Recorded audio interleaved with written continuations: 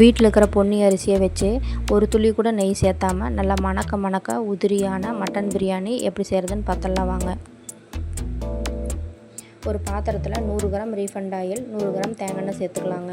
Biryani spices எல்லாம் சேர்த்துக்கலாங்க. நல்லா கோல்டன் ப்ரௌன் ஆகிற வரைக்கும் வதக்கி விட்டுக்கலாங்க. 6 பெரிய வெங்காயத்தை நீள்வாக்கில் கட் பண்ணி வச்சுருக்காங்க, அதை இதில் சேர்த்துக்கலாங்க. பெரிய வெங்காயத்தை நல்லா கோல்டன் ப்ரௌன் ஆகிற வரைக்கும் எந்த அளவுக்கு வதக்குறீங்களோ அந்த அளவுக்கு பிரியாணி டேஸ்ட்டாக இருக்குங்க.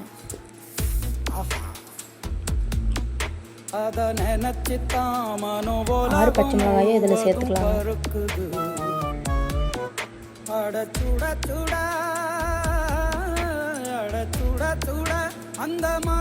ஒரு கட்டு புதினாவை பொடியாக கட் பண்ணி இதில் சேர்த்துக்கலாங்க. மீன் குழம்புல கொஞ்சம் புரட்டி சாப்பிட எச்சில் ஊறுது உள்ளுக்குள்ள. இந்த போறப்பு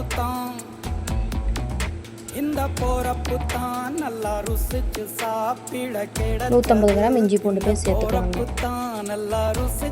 நல்லா அந்த ஆயிலே நல்லா வதக்கி விட்டுக்கலாங்க. 6 தக்காளி பழத்தை நீள்வாக்கில் கட் பண்ணி வச்சுருக்காங்க, அதை இதில் சேர்த்துக்கலாங்க.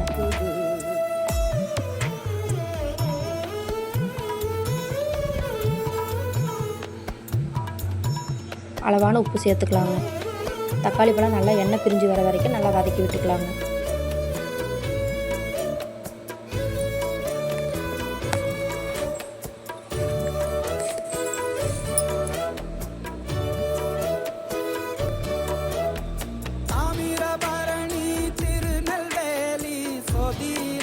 மூணு ஸ்பூன் தனி மிளகாய்த்தூள் சேர்த்துக்கலாங்க.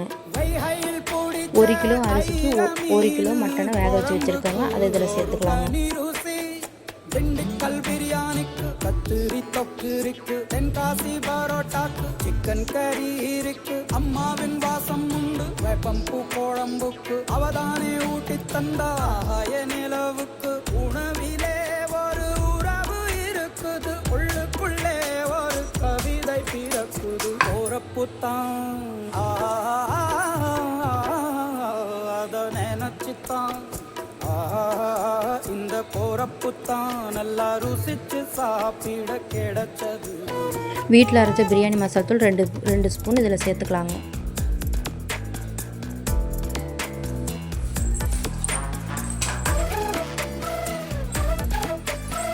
100 கிராம் தயிர் சேர்த்துக்கலாங்க.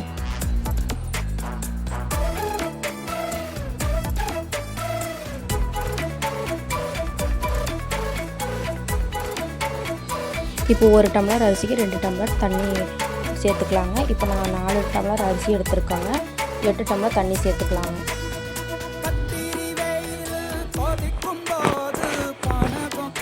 அரை எலுமிச்சம்பழம் பிழிஞ்சு விட்டுக்கலாங்க. ஒரு கைப்பிடி நிறைய கொத்தமல்லி தூவிக்கலாங்க.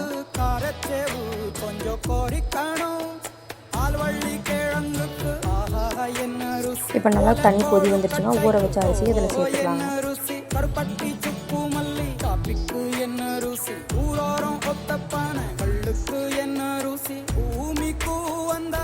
தண்ணியும் அரிசி ஒரே அளவு வந்ததுக்கப்புறம் நம்ம தம் போட்டுக்கலாங்க. உப்பு செக் பண்ணிவிட்டு தம் போட்டுக்கலாங்க. இப்போ பழைய தோசைக்கல் இருந்தால் அதில் தம் போட்டுக்கலாங்க. ஸ்லோ ஃப்ளேமில் வச்சு 20 மினிட்ஸ் வெயிட் பண்ணலாங்க.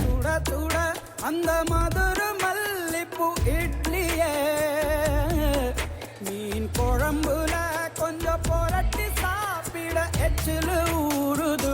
20 மினிட்ஸ் ஆயிடுச்சுங்க. பாருங்கள், நல்லா உதிரியான நல்லா மணக்க மட்டன் பிரியாணி ரெடி ஆயிடுச்சுங்க. தயிர் கூட வச்சு சாப்பிடும்போது டேஸ்ட் சூப்பராக இருக்கும். ட்ரை பண்ணி பாருங்கள்.